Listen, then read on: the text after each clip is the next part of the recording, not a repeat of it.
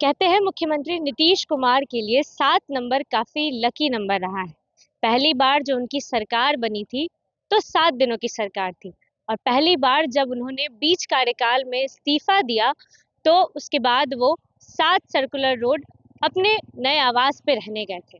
इसके बाद आपको बता दें कि आज जब नीतीश कुमार इस्तीफा देने वाले हैं तो ये भी उनका 7वां इस्तीफा है।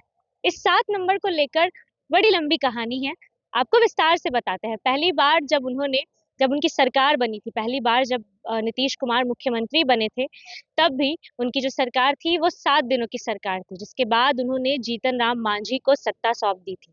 जिसके बाद उन्होंने जब इस्तीफा दिया, बीच कार्यकाल में नीतीश कुमार ने जब अपना इस्तीफा दिया, पहला इस्तीफा, तो वो 7 सर्कुलर रोड के आवास में गए थे, जिसे एक बार फिर से नीतीश कुमार को वापस से सौंप दिया गया है। हालांकि खबर ये है कि नीतीश कुमार ने कभी भी इस आवास को छोड़ा नहीं था। यह आवास हमेशा से उनका ही रहा था। कुछ दिनों के लिए उन्होंने इसे किसी और को आवंटित कर दिया था विपक्ष के सवालों को लेकर, लेकिन एक बार फिर से ये जो 7 नंबर है वो वापस से नीतीश कुमार के पास ही आ रहा है। ऐसे में दूसरी बार जब जीतन राम मांझी को सत्ता सौंपा तो उन्होंने सत्ता लेने के बाद वो आवास छोड़ दिया और उसके बाद उन्हें राजभवन के पास का सीएम आवास आवंटित हुआ, जिसके बाद लगातार इतने सालों तक नीतीश कुमार यहीं रहे।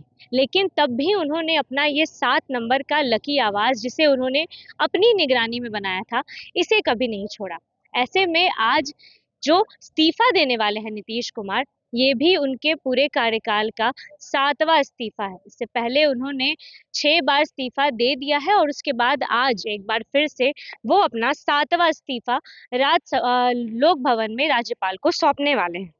4 बार जब आरजेडी और बीजेपी के साथ उन्होंने पाला बदला था, जब उन्होंने आरजेडी और बीजेपी के साथ अपना गठबंधन किया था, तो उस वक्त भी उन्होंने इस्तीफे दिए थे। उस वक्त उन्होंने 6 बार अब तक नीतीश कुमार अपने पूरे बिहार की राजनीति में इस्तीफा दे चुके हैं और आज का उनका ये 7वां इस्तीफा है।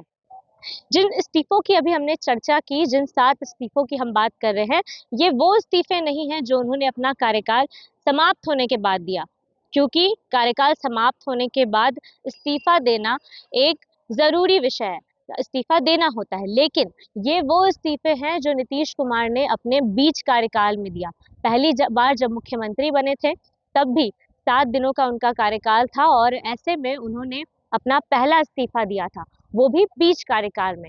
और आज एक बार फिर से मुख्यमंत्री नीतीश कुमार अपना 7वां इस्तीफा देने जा रहे हैं और ये इस्तीफा भी इसलिए चर्चा का विषय है क्योंकि ये भी बीच कार्यकाल में वो दे रहे हैं। ऐसे में आज आखिरी बैठक भी है, कैबिनेट की आखिरी बैठक हुई और आपको बता दें कि उस बैठक में चर्चा का विषय रहे मंत्री अशोक चौधरी।